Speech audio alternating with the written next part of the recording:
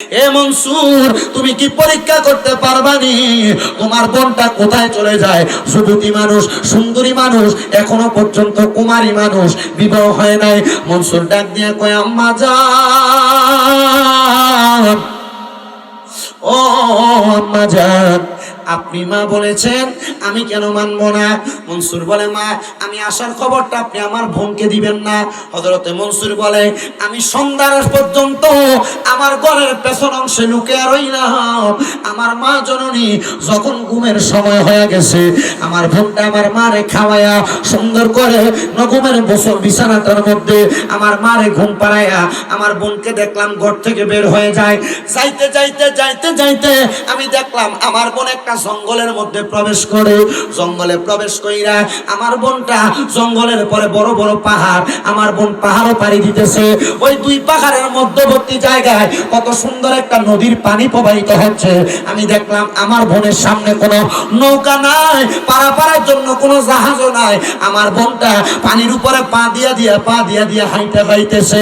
আমি বড় অবাক হয়ে গেলাম। আমি আমার বোনটার সামনে আর যাইতেছি না, কারণ আমি নদী পাড়ি দিব কিভাবে? আমার বোন তো পানির উপর দিয়ে এমনি হাইতে যায়। মনসুর কয়, আমার মা আমার বলছে চার প্রকারের এলেম, এলমে শরীয়ত, এলমে তরিকত, এলমে হাকিকত, এলমে মারিফত। এই চার প্রকারের এলেমটা স্বীকার করে একজন ব্যক্তি পানিকে পানি মনে করে না, পাথরকে পাথর মনে করে না, পাহাড়কে পাহাড় মনে করে না।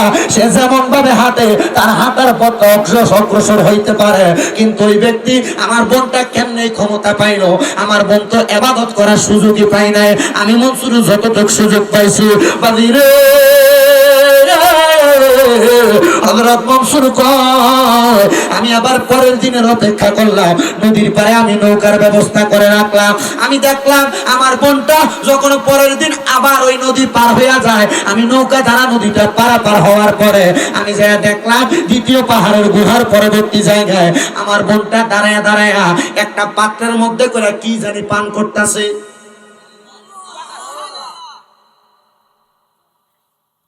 মনসুর আল্লাহকে আমি আমার বোনকে এটা দেখে আমি অবাক হইলাম, কি পান করে এটা? আর আমার বোন এটা কি পানি? এটা পান করার জন্য উনি এত দূর থেকে হাইটা হাইটা রাত্রবেলা চলে আসে।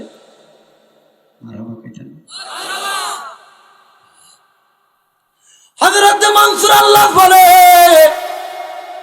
আমি এমন টাইমে আমার বোনের সম্মুখে যা দাঁড়াইলাম। দাঁড়াইয়া যে পানিটা পান করে ওই পানির পাত্রটা আমার বোনের হাত থেকে টান দিয়ে নিলাম। দিয়ে আমি পান করবে এমন টাইমে আমার বোন ডাক দিয়া কয়, ভাইজান মনসুর, এই পানি আপনি পান কইরেন না। বলে, কেন গো বোন? বলে, এই পানি পান করলে, এই পানি পান করার পরে আপনি পানিটার জ্বালা সহ্য করতে পারবেন না। মনসুর ডাক দিয়া কয়, বোন রে, এই পানি আমাকে পান করতে নিষেধ করো। কিন্তু কেন নিষেধ করো? ডাক দিয়া কয়, ভাইজান, এই পানি পান করার মতো উপযুক্ত এখনো আপনি হন নাই, এই জন্য আমি বলতেছি আপনি পানিটা পান করবেন না। হযরতে মনসুর ডাক দিয়া কয়, আমার বোন, তুমি আমার ছোট হইয়া আমার কাছে বলতেছো এই পানিটা পান করার উপযুক্ত আমি না।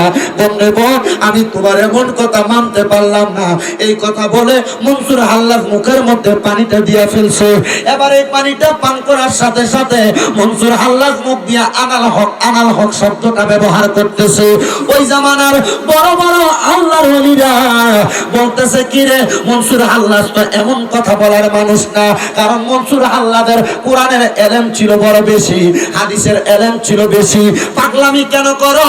হযরতে মনসুরের বোন এলাকার বড় বড় আলেম আল্লামা শাকিব বলকি রহমতুল্লাহ আলাইহির কাছে পর্যন্ত বলে, এই শাকিব বলকি রহমতুল্লাহ আলাইহি, মালিক ইবনে মারওয়ান রহমতুল্লাহ আলাইহি, আমার ভাইজান উনি নিজের খোদা বলতেছে না, উনি নিজেই বলতেছে উনি এমন একটা পানি পান করছে যেই পানিটা আবে হায়াতের পানি নামে পরিচিত। আমার ভাইতে এই পানিটা পান করার পরে গো আমার ভাইজানের জবান ধরে এমন কথা বলে। এবার এলাকার মধ্যে আলেম থাকে দুই প্রকার, একটা শরীয়তের আলেম, একটা তরিকতের আলেম। শরীয়তের আলেমরা চিন্তা করতেছে মনসুর যে খোদা দাবি করতেছে, আনাল হক আমি সত্য, আমি খোদা, এমন কথা বলতেছে, তার এমন কথা আমরা মানতে পারবো না। বাদশার কাছে বিচার দেয়, এ বাদশা খবর জানো নি রে বাদশা, তোমার এলাকার মধ্যে একজন ব্যক্তি যিনি ভালো আলেম, তুমি যারা বিশ্বাস করো ওই মনসুর নিজে খোদা দাবি করে, আল্লাহর কসম কম রে। বাদশা কয় না না জগৎবাসী রে, কুল হুয়াল্লাহু আহাদ, আল্লাহ তো একজন। এটা আমার আল্লাহর কোরআনের কথা, এ জগৎবাসী শুনে না। কেউ খোদা দাবি করতে পারে না, তাহলে যিনি বলে তার কাছে জিজ্ঞাসা করো তিনি কেন নিজেকে আনাল হক বলে। ওনার কাছে প্রশ্ন করলে উনি শুধু মুখ দিয়ে আনাল হক শব্দ ব্যবহার করে। উনি বলতেছে আমি কেন নিজেকে খোদা বলে আমি নিজেও জানি না, কিন্তু একটা কথা বলতে পারি, কেউ যদি 4 প্রকার আলেম স্বীকার করে ওই আলেমকে সম্মান না করতে পারবে, ওই ব্যক্তির জবান দ্বারা আনাল হক শব্দটা বের হয়। ওই মনসুর আল্লাহের জামানায় আরো 3 জন ওলি ছিলেন। আপনারা তো অনেকে হযরত জুনায়েদ বাগদাদী রহমাতুল্লাহ আলাইহির নাম শুনেছেন। জুনায়েদ বাগদাদী এবং আল্লামা মারুফ কারকি রহমতুল্লাহ আলাইহি এবং মালিক ইবনে মারওয়ান রহমতুল্লাহ আলাইহি, তারা 3 জন বলে আমরা হযরতে মানসুরের এই বিষয়টাকে যাচাই করতে লাগলাম। যাচাই করার পরে বুঝলাম মানসুরের বোন যে আল্লাহ তাআলার বড় ওলি।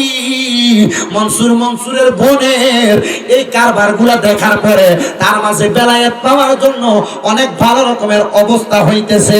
সে চিন্তা করলো তার বোন যেহেতু বেলায়েত হাসিল করছে, তারও তো বেলায়েত হাসিল করার দরকার।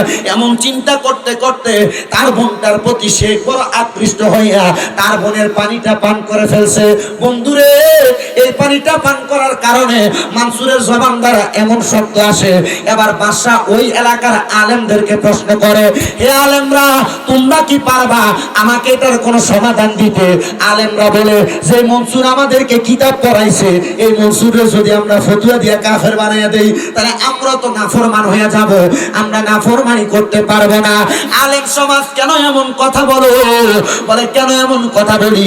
মনসুর নিজে নিজে বলে না, মনসুরে মনে হয় কেউ তার জবান দিয়া বলায়। মনসুর নিজে মনসুরে কেউ, এটা ওনার ঘুরান লাগতো না রে বাবা, ঘুরে একটু বৈশা যাও তুমি। আমি তোমারে বলছি ঘুরানো লাগবে না, লাগাই দিয়ে বয়ে যাও। লড়সড় করলে কেমন লাগে না? পরে পরে ঘুরাইতে এই ঘুরান লাগতো না না, কারণ আমার আমার পরে তুমি দাঁড়াইলে তো আমার নিজের একটু ডিস্টার্ব ফিল হবে। বিষয়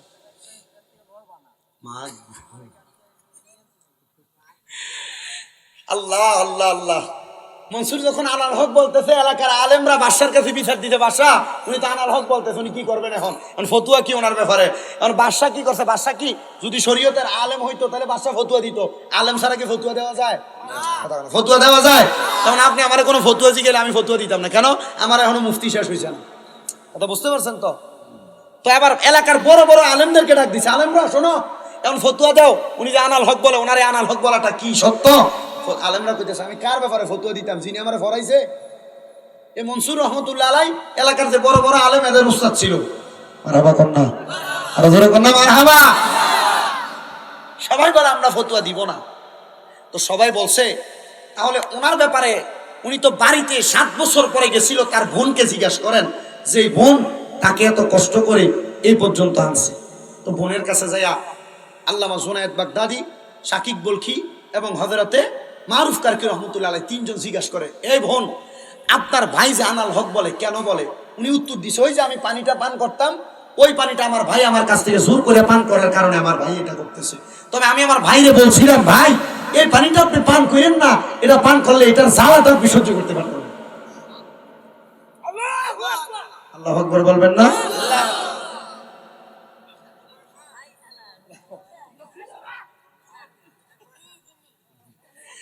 বাদান আমার গভীর মনোযোগ।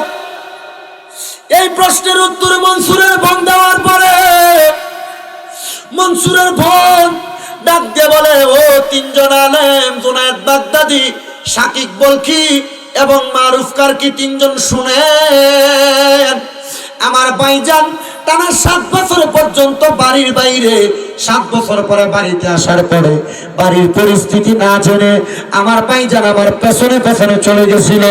কিন্তু আমার মা ঘরের মধ্যে নামাজের জন্য অপেক্ষা করত। তাহলে মনসুর হাল্লাদের মা একটা নামাজ পড়তো, নামাজটার নাম কি? জোরে কন্যা দি কি নামাজ বাবা কন্যা কি নামাজ? যারা বিদেশ যাইতে পারেন না তাহাজ্জুদ করবেন, যারা ব্যবসা করেন বরকত হয় না তাহাজ্জুদ করবেন, যারা কঠিন রোগ হয় বালা হয় না তাহাজ্জুদ করবেন, যারা পড়ালেখা করে ব্রেনে পড়ালেখা থাকে না, এলেম অর্জন করার পরে মনে থাকে না তাহাজ্জুদ করবা। পর্দার আড়ালের মা বোনেরা যদি সন্তান না হয় তাহাজ্জুদ করবা, স্বামীর কামাইয়ে বরকত নাই তাহাজ্জুদ করবা, সন্তান দুষ্টামি করে তাহাজ্জুদ করবা। আমার আল্লাহ তাআলা তাহাজ্জুদের বরকতে তোমাদের সব আশা পূরণ করবে। কারণ আল্লাহ তাআলা আমার নবীরে কয় ওয়া মিনাল লাইলি ফাতাহাজ্জাদ বিহি নাফিলাতাল লাকা আসা আইয়াবাসাকা রাব্বুকা মাকামাম মাহমুদা। নবী আপনি রাতের কিছু অংশে তাহাজ্জুদের নামাজ পড়েন, এটা আপনার জন্য খাস করা হয়েছে। আপনি যদি তাহাজ্জুদ পড়েন আপনাকে অতি সত্তর মাকামে মাহমুদ দেওয়া হবে আপনার রবের পক্ষ থেকে। এই আয়াত যখন আমার নবীর প্রতি নাজিল হয়েছে আল্লামা জালালউদ্দিন মুহুল্লী রাহমাতুল্লাহ আলাইহি বর্ণনা করে বলতেছেন, তাফসিরে জালালাইন শরীফের লেখক হলেন দুইজন, একজন জালালউদ্দিন সুয়ুতী রাহমাতুল্লাহ আলাইহি, আরেকজন জালালউদ্দিন মুহুল্লী রাহমাতুল্লাহ আলাইহি। জালালউদ্দিন মুহুল্লী রাহমাতুল্লাহ আলাইহি বলে এই আয়াত যখন আমার নবীর উপরে নাজিল হয়েছে আমার নবী চোখের পানি ফালায়া ফালায়া কান্না করেছে, আল্লাহ আমি যদি তাহাজ্জুদের নামাজ পড়ি আপনি আমার মাকামে মাহমুদ দিবেন, কিন্তু আমার উম্মত যদি তাহাজ্জুদের নামাজ পড়ে আপনি আল্লাহ আমার উম্মতরে কি দিবেন? আমার আল্লাহ হাদিসে জিবরাইলের মাধ্যমে জানায়া দেয়, বন্ধু আপনার উম্মত তাহাজ্জুদের নামাজ পড়া আমি আল্লাহর কাছে যা চাইবো আমি আল্লাহ আপনার উম্মতরে তা দান করে দিব। হযরতে মনসুরের বোন ডাক দিয়া কই হুজুর শুনে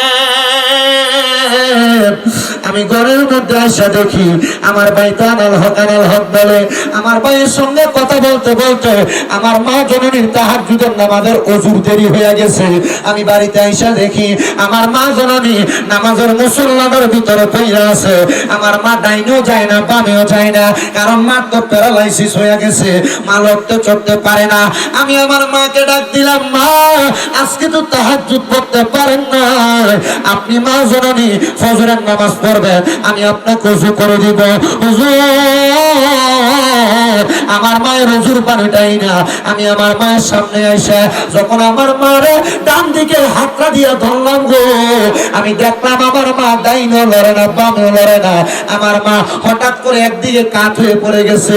আমি আমার মার মুখটার মধ্যে হাত দিয়া দেখি আমার মা কোনো কথা বলে না, নিঃশ্বাসও ফেলায় না। আমি আমার মার দিকে আবার তাকাই না, বুঝতে পারলাম আমার মা আর দুনিয়াতে নাই। ইন্না লিল্লাহি ওয়া ইন্না ইলাইহি রাজিউন। আমার মা জননী দুনিয়া থেকে বিদায় হয়ে গেছে। হুজুরে আমার মা দুনিয়া থেকে বিদায় হওয়ার পর গো আমি আমার আম্মা জানার জন্য এলাকার আলেমদেরকে ডাক দিয়া জানাজার ব্যবস্থা করাইলাম। এলাকার আলেমরা আমার মা জানাজা করাইলেন, আমার মাকে কাফন দাফন করলেন। কাফন দাফন করার পরে আমি আমার আল্লাহর কাছে মার মতো তাহাজ্জুদের নামাজ পড়ে কান্না করতে লাগলাম, আর আমার আল্লাহর কাছে বলতে লাগলাম, মাবুদ রে ও দয়াল আল্লাহ, আমার মা যে দুনিয়াতে আল্লাহ তোমার কাছে তাহাজ্জুদ পড়া পড়া নামাজের ভিতরে কাঁদছে। দুনিয়াতে কত মানুষ তো আছে, পাও আছে হাত আছে, কিন্তু তারা ইবাদত করে না। আল্লাহ আমার মা একজন ভোগী মানুষ, তোমার কাছে তাহাজ্জুদ পড়তো। আমার মাটা যে মারা গেছে, আমার মাটা মারা যাওয়ার পরে কই আছে আমি মাইয়া জানি না। হুজুর আমি মনসুরের বোন যখন আমার মার ইন্তেকালের পরে আমি সেজদার ভিতরে যাইয়া আমার মার জন্য বারবার কাঁদতে লাগলাম। হঠাৎ করে আমি দেখলাম সুন্দর একটা ফুলের বাগানের মধ্যে আমার মা হাঁটা চলা করতেছে। আমি জিজ্ঞেস করলাম, মা গো মা, ও মা, মা গো আপনি যে সুন্দর ফুলের বাগানে ঘুরে আপনারা কে এই বাগান দিল? আমার মা বলছে দুনিয়াতে কেউ যদি 5 ওয়াক্ত নামাজের পাশাপাশি তাহাজ্জুদের নামাজ পড়ে কবরে আসে, ওই ব্যক্তি অন্ধকার কবরের মধ্যে আযাবে থাকে না, ওই ব্যক্তি অন্ধকার কবরে নাজাত পাওয়া যায়। মাগো আমার আল্লাহ তাআলা আমি মার তাহাজ্জুদ নামাজের কারণে জান্নাত দান করছে। ও মা, জান্নাতে তো হাঁটতেছেন, আপনার সামনে, আপনার পেছনে, আপনার ডাইনে, আপনার বামে কত মানুষ দেখা যায়। মা ডাক দিয়া কয়, ও গো মাইয়া, এগুলা মানুষ না গো, এগুলা হইল জান্নাতের হুর ফেরেশতা। জান্নাতের মাগমা, জান্নাতের হুর ফেরেশতা, এগুলার কাজ কি গো মা? বলে এগুলার অন্য কোনো কাজ নাই, এগুলার কাজ হইল আল্লাহ তাআলার আবেদ বান্দা যারা এদের খেদমত করা। তোমার মা আমার আল্লাহ তাআলার এমন ইবাদত করছে, আমার আল্লাহ তাআলা তোমার মায়ের খেদমতের জন্য এগুলারে নিযুক্ত করে দিছে। জবানটা খুলে কোন সুবহানাল্লাহ। ও বন্ধুরে, ও আমার রসুলপুরের বাবারা, আপনারা তাহাজ্জুদ করেন কিনা জানি না, তবে অনেক মানুষ আছে গোপনে গোপনে তাহাজ্জুদ করে। আমারে বলছে, হুজুর আমরার এই আব্বা যান, উনি কিন্তু সোনাকান্দা থেকে, পাশেই নাকি আরেকটা জায়গার মধ্যে খেলাফত আসছে, হুজুর এমন ভাবে আস্তে আস্তে আমার আব্বা জানরা তরিকত এমনে পাওয়া গেছে। বন্ধুরে, ওই তরিকতের খেদমত যারা করে তারা কিন্তু 5 ওয়াক্ত নামাজের পাশাপাশি বাড়তি কিছু ইবাদত করে। সুবহানাল্লাহ। বাড়তি কি করে? ইবাদত করে। হুজুর এই জন্য আমার মাও ইবাদতরা করত, আমার মা ইবাদতরা কইরা জান্নাতের মধ্যে গেছে। এ আমার যুবক ভাইরা, মুরব্বী বাবারা, আপনাদের তো এখানে অনেক আছেন যাদের জগতের মধ্যে মা নাই, এখানে অনেকে আছেন যাদের জগতের মধ্যে আব্বা নাই। মা বাপ মারা যাওয়ার পরে কবরে আছে, কেমন আছে আপনি এখনো পর্যন্ত জানেন না। আরে মা বাপরে যদি কবরের মধ্যে জান্নাতের মধ্যে আছে না জাহান্নামে আছে দেখতে চাও, বেশি বেশি আমার নবীর স্মরণের মাধ্যমে, আল্লাহর ইবাদতের মাধ্যমে দুনিয়ার জীবনটা কাটাও। শোনো আরেকটা ছোট্ট ঘটনা বলি। দামেস্কের জমিনে আরো একজন বুজুর্গ আল্লাহর বান্দা, যিনি জিনার 19 বছর বয়স থেকে 70 বছর বয়স পর্যন্ত আমার নবীর উপরে দুরূদ শরীফ পড়তেন। বিবাহ করলেন, শুধু নবীর প্রতি দুরূদ পড়ে, সন্তান হওয়ার পরে বাড়তি ফালতু কোনো সময় কাটায় না, শুধু নবীর উপরে দুরূদ পড়ে। আরে রসুলপুরের মানুষ, আমরা তো সময় পাইলে চা দোকানে বৈশা বৈশা একজন আরেকজনের নামে সমালোচনা করি, করেনি বাবা? এমন সমালোচনা করি, কিন্তু আল্লাহর যারা খাস বান্দা ছিল দিনে রাইতে 24 ঘন্টা অবসর থাকতো আল্লাহ তাআলার জিকির করতেন। আমরা তো খাওয়ার জন্য কাজকর্ম করি, ওনারা আল্লাহর জিকিরের বাহিরে যে সময়টা পাইতেন ওই সময় কাজ করতেন। আর আমরা কাজ করার পরে যে সময় ভাই আল্লাহরে ডাকি না, তবে আমরা বেশি বেশি ইবাদত থেকে দূরে আছি। দামেস্কের ওই বুজুর্গ ডাক দিয়ে কয়, জগৎবাসী, আমার 19 বছর বয়স থেকে আমি আমার নবীর উপরে 70 বছর বয়স পর্যন্ত শুধু দুরূদ শরীফ পড়ি, শুধু দুরূদ শরীফ পড়ি, শুধু দুরূদ শরীফ পড়ি। একদিন আমার সন্তান আমি আব্বা জানলে ডাক দিয়া কয়, বাবা ও, আপনি যে নবীর এত দুরূদ পড়েন, আপনার উদ্দেশ্যটা কি?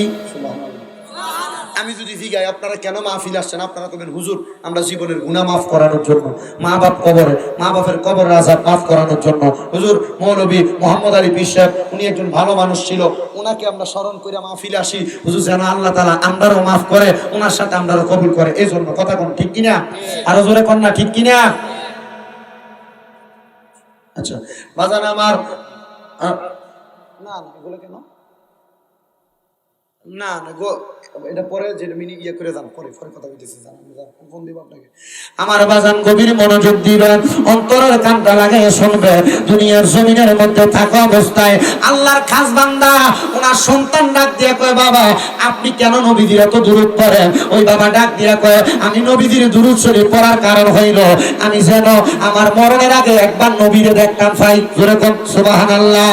বন্ধুরে, ওই ব্যক্তি যখন কান্না করে, আমার দয়াল নবী রাহমাতুল লিল আলামিন নবীজি এমন ভাবে ওই বান্দাটাকে এখনো দেখা দেয় নাই। কান্দে কয় বছর? 70 বছর, কিন্তু এখনো নবীর দেখা পায় না। ছেলে ডাক দিয়ে কয়, আব্বা বয়স তো অনেক হয়েছে, আপনি তো নবীর দুরূদ শরীফ পড়তেছেন, আপনি তো নবীর দিদারি পান নাই। ও আব্বা, আপনার কাছে জানতে চাই আপনি কেন আর নবী নবী করবেন, যেহেতু এত বছর পান নাই, আর তো পাবেন না। ওই বুজুর্গ বলে, আমার সন্তানের কথা শুই না আমি আর দুরূদ শরীফ পড়ি না, আমি আবার রাত্রবেলা ঘুমিয়ে গেছি। কি করছে? বুজুর্গ ব্যক্তি নিজে বর্ণনা করে, আমি ঘুম থেকে সজাগ হওয়ার আগে হঠাৎ করে দেখলাম আমার ঘরটা একটা জীর্ণ শীর্ণ ঘর। পাটি অঞ্চল আপনাদের একবার নরমাল জীর্ণ শীর্ণ ঘর আছে না, এমন অনেক জীর্ণ শীর্ণ ঘর। রোদ্র উঠলে আমার ঘরের মধ্যে সকাল সকাল আলো প্রবেশ করে। আমি হঠাৎ করে ওই জীর্ণ শীর্ণ ঘরের মধ্যে গো, আমি এই ঘরের মধ্যে আমি রাত্রবেলা ঘুমানোর পরে দেখলাম আমার ঘরটা আলোকিত, আমি চক্ষু খুলতে পারলাম না, এমন আলো। ঘুমায় রয়েছে, হঠাৎ করে যদি দেখে আলো, ডাইরেক্ট কি চোখ খুলতে পারে না, চোখ কষানোর পরে ডলার পরে কিছুক্ষণ পরে আস্তে আস্তে চোখ খুলে, আছে না এমন? আমি চক্ষু খুলতে পারলাম না, এমন টাইমে আমি হঠাৎ যখন আস্তে আস্তে চোখ খুললাম, আমি চক্ষু খুলে দেখলাম আমার ঘরের মধ্যে কে জানি একজন হাজির, ওনার চেহারাটা ঢাকনা দেওয়া।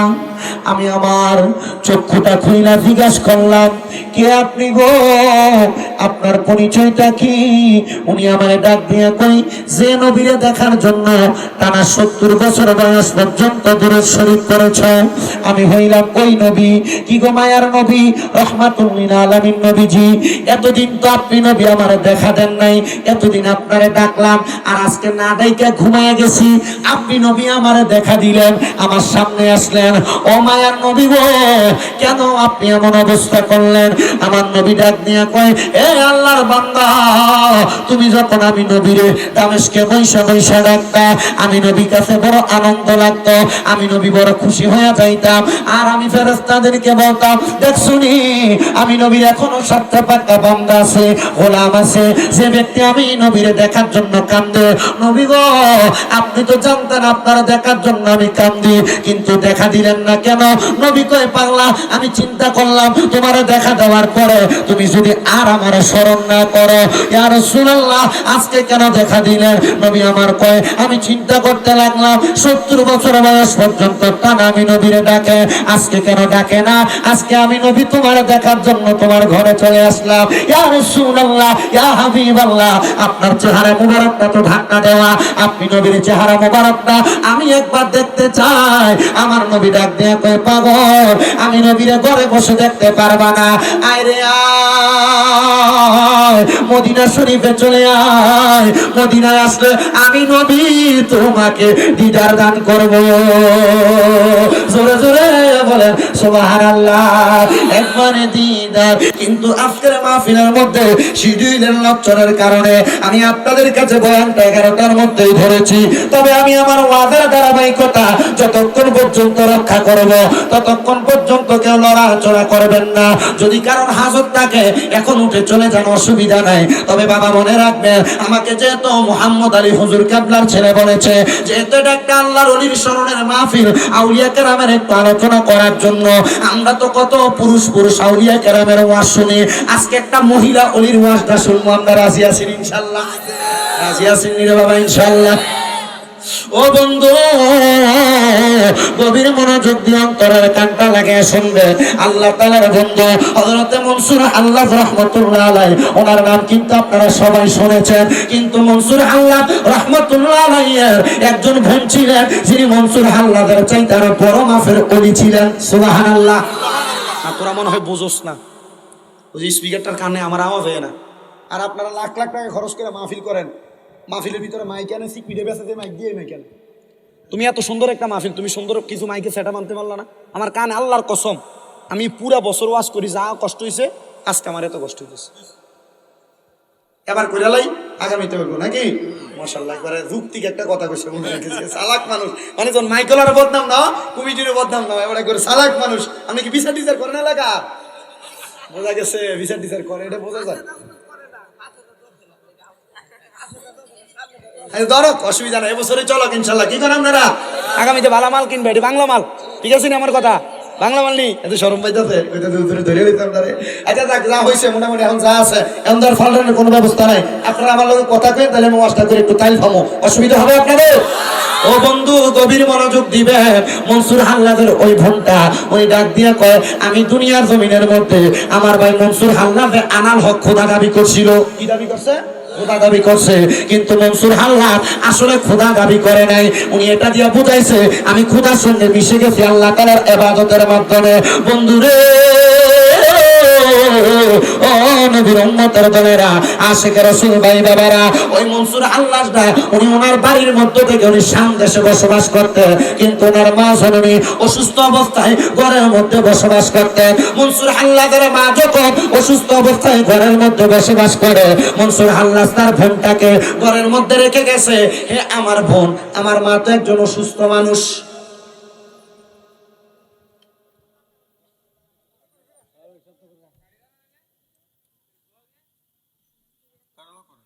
হে আমার বোন, তোমার কাছে আবদার, আমার মাটা যেহেতু অসুস্থ, তুমি আমার মাটাকে ঘরের মধ্যে বড় সুন্দর আদর যত্ন করবা, খেদমত করবা।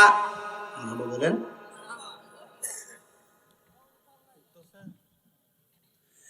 আমার মায়েরা বাবারা বন্ধুরা, উনি ডাক দিয়ে বলে, শোনো, তুমি আমার মাটাকে দেখে রাখবা।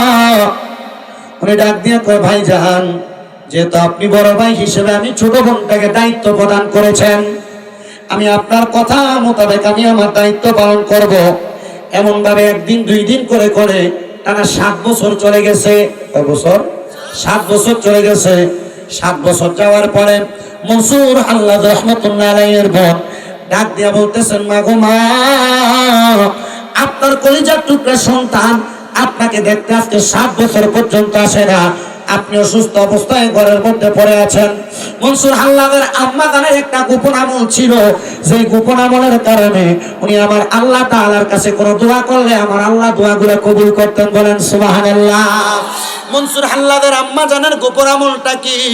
আল্লামা ফরিদ উদ্দিন আত্মার রহমতুল্লাহ আলাইহি লিখতেছে, ওনার আম্মা জান ফজরের নামাজের অনেক সময় আগে উঠা রাতের প্রথম 2 ভাগে উনি ঘুমাইতেন, আর শেষ ভাগে ঘুম থেকে উঠা ওয়ামিনাল লাইলি ফাতাহাজ্জাত বিহি নাফিলাতান লাকা আসা আইয়াবাসাকা রাব্বুকা মাকামান মাহমুদার অন্তর্ভুক্ত হইয়া মনসুর হাল্লাদের মা রাত্রবেলা দাঁড়ায়া দাঁড়ায়া তাহাজ্জুদের নামাজ পড়তো। জোরে জোরে বলবেন না বাবা সুবহানাল্লাহ।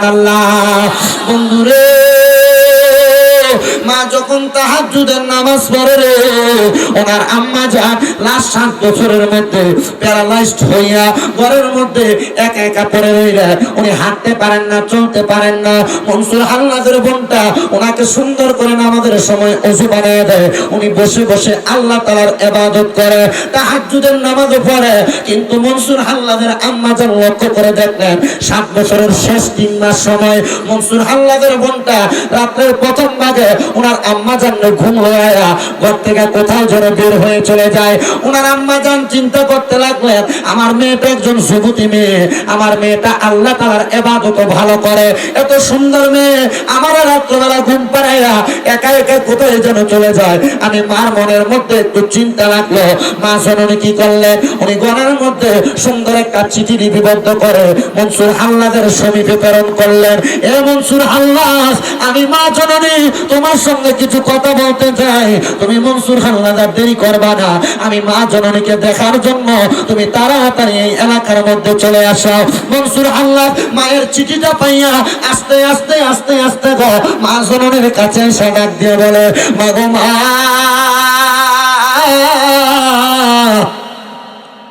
ও মা, আপনি যে আমাকে খবর পাঠাইলেন, আপনি না আমাকে বাড়ি থেকে যখন বের করেন, আপনি বলছেন আমি যেন 4 প্রকারের এলেম শিখা বাড়িতে প্রবেশ করি। 4 প্রকারের এলেম। 1 নাম্বার এলমে শরীয়ত মানে কোরআন হাদিসের এলেম, 2 নাম্বার এলমে তরিকত, বেলায়েতের ইলম।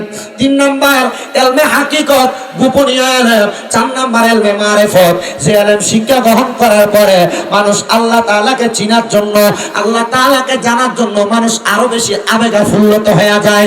মনসুর হাল্লাজ মার কাছে এসে ডাক দিয়া কয়, মাগো মা, আমি তো 4 প্রকার ইলম শিখছি কিনা আপনাকে বলতে পারবো না, তবে আমি এখন আপনার কাছে আপনার আদেশ শোনার জন্য, আদেশ মানার জন্য আমি ওই সামদেশ থেকে আপনার কাছে চলে আসছি। ও মা, আপনি কেন কেন আমি মনসুরকে খবর পাঠাইলেন? ওই মা ডাক দিয়া কয়, মনসুর রে, আমি মা খবর পাঠানোর কারণ হইল, শোনো রে, তোমার বোন তো এখন ঘরে নাই, তোমার বোনে আমাকে খেদমতের কোনো ত্রুটি রাখে নাই। সকাল থেকে সন্ধ্যা পর্যন্ত, সন্ধ্যার পরে যত ওয়াক্ত নামাজ আমি মা পড়ি, আমি মারে তোমার বোন নিজে ওযু বানাইয়া দেয়, তোমার বোন নিজে খাবার খাওয়াইয়া দেয়, রাত্রবেলা ঘুমটা পর্যন্ত পাতায়া দেয়। একদিন আমি গভীর রাত্রে ঘুমটা ভাঙার পরে যখন আমার মেয়ে আমাকে ঘুম পাড়াইয়া, সে মনে করছে আমি মা ঘুমাইয়া গেছি, আমি ঘুমাইয়া গেছি, এই কথা মনে করে তোমার বোনটা ঘর থেকে বের হয়। আলাউদ্দিন সাহেব বলল, হুজুর, আমার আব্বা যান সব সময় যখন যেভাবে থাকতেন শুধু আল্লাহ তাআলার জিকির করতেন, কত রকমের জিকির যে করতেন, আমরা আল্লাহ তাআলার জিকিরের ধরন আমার বাবার কাছে বুঝতাম না। বন্ধুরে, আমার মনের মধ্যে একটা জিনিস চিন্তার উদয় হইল, আল্লামা ফরিদউদ্দীন আত্মার রহমতুল্লাহ আলাইহি লিখিত আত-তাযকিরাতুল আউলিয়া নামক কিতাবের মধ্যে দেখলাম আল্লাহ তাআলার যত বন্ধু দুনিয়াতে আল্লাহর ওলি দাবি করছে, ওই আল্লাহর ওলিরা দুনিয়ার জমিনের মধ্যে আমার আল্লাহ তাআলার এমন ভাবে স্মরণ করছে, আমার আল্লাহ তাআলা তাদেরকে আল্লাহর বান্দা থেকে বন্ধু বানাইয়া দিছে। আমি জানতে চাই বাবা, মৌলভী মোহাম্মদ আলী সাহেব যদি আল্লাহ তাআলার ডাকতে ডাকতে আল্লাহর বন্ধুতে রূপান্তরিত হইতে পারে, আমরা যদি আমার আল্লাহর স্মরণ করি, আমার আল্লাহ আমরা আল্লাহর বন্ধু বানাইতে পারে কি পারে না? মুহাব্বতের আওয়াজে বলেন না, পারে কি পারে না? বাজানো ওই আমার রসুলপুর এবং আশেপাশে এলাকার ভাই বাবার বন্ধুরা গো, শুধু আমার আল্লাহ তাআলা আল্লাহর বন্ধু বানায় না, আমার আল্লাহর নবী রাহমাতুল লিল আলামিন নবীর প্রখ্যাত হাদিস বিচারক হযরতে আব্দুল্লাহ ইবনে আব্বাস রাদিয়াল্লাহু তাআলা হাদিস বর্ণনা করে। তিনি বলে, জগৎবাসী শুনে নাও, দুনিয়ার জমিনের মধ্যে কেউ যদি আল্লাহ তাআলার নামটা বেশি বেশি স্মরণ করে, আমার আল্লাহ তাআলা ওই ব্যক্তির জীবনের গুনাহগুলো মাফ করে দেয়। বন্ধুরে, আমরা তো আমার আল্লাহরে কম স্মরণ করি না, বেশি স্মরণ করি, এটা আমরা নিজের বিবেককে প্রশ্ন করলে আমরা বলতে পারি। কিন্তু চিন্তা করে, আমরা জীবনে এত গুনাহ করলাম, আমরার গুনার খবর আমরার মা জানে না, যদি জানতো আমরারে ফুট কইয়া পরিচয় দিত না। কথা কোন ঠিক কিনা? বাবা আমার গভীর মনোযোগ দিবেন। এখানে যে যুবকেরা আছেন, যুবকেরা চিন্তা করেন, আপনাদের গুনাহ যদি আপনাদের বাপ মা দেখতো, আপনারা কিন্তু সন্তান বলে পরিচয় দিত না। এ বাবা, আমি শামীম রাজা, এই জায়গা নয়, দীর্ঘ প্রায় 8-9 ঘন্টা জার্নি করে আপনাদের এখানে আসা লাগে, তবু আসি।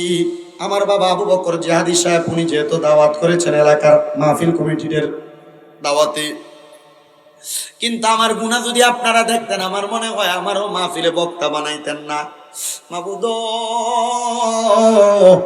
আপনার দরবারে লাখ লাখ শুকরিয়া, আপনি আপনার গুনাহটি গোপন করে রাখছেন। আল্লাহ, আপনার গুনার খবর তো কেউ জানে না। আল্লাহ, কেউ যদি জানতো আপনারে গুনাহগার গুনাহগার কইয়া ডাকতো। এলাকার কোন মানুষ যদি চুরি করে, রাস্তা দিয়ে যাওয়ার সময় মানুষ তারা সুর কইয়া ডাক দেয়। ও আল্লাহ, আমরা গুনাহ করছি, অন্যায় করছি, আমরার গুনাহটি যদি আপনি আপনার কপালের মধ্যে লেখা দিতেন, আল্লাহ, মানুষ আপনার গুনাহগার গুনাহগার কইয়া ডাক দিত, মিথ্যাবাদী কইয়া ডাক দিত। হে দাড়ি পাকা মুরব্বী, একবার চিন্তা করো রে, তোমার গুনাহ যদি তোমার সন্তান ফুটে দেখতো, তোমার আব্বা কইয়া ডাকতো না। আল্লাহ দরবারে লাখ লাখ শুকরিয়া, আমার আল্লাহ আপনার আমার গুনাহগুলা গোপন রাখছি। আল্লাহ আপনি যে গুনাহগুলা গোপন করে রাখছেন, আল্লাহ আপনার গুনাহটি কি আপনি খোদা মাফ করবেন না? আমার আল্লাহ তাআলা মদিনার কামলিওয়ালা দয়াল নবী রহমাতুল লিল আলামিন নবীর মাধ্যমে জানিয়ে দেয়, কেউ যদি জীবনের গুনাহগুলা স্মরণ কইরা আমার আল্লাহ তাআলার কাছে জীবনের গুনার জন্য ক্ষমা প্রার্থনা করে, আমার আল্লাহ তাআলা তার জীবনের সকল গুনাহগুলা ক্ষমা করে দেয়। আসেন বাবারা, আমরা জীবনের যত গুনাহ আছে আমরা গুনাহগুলা স্মরণ করে আমরা মুহাব্বতের আওয়াজে একটু আমার আল্লাহ তাআলার ইসমি জাতের জিকির করেন। আল্লাহ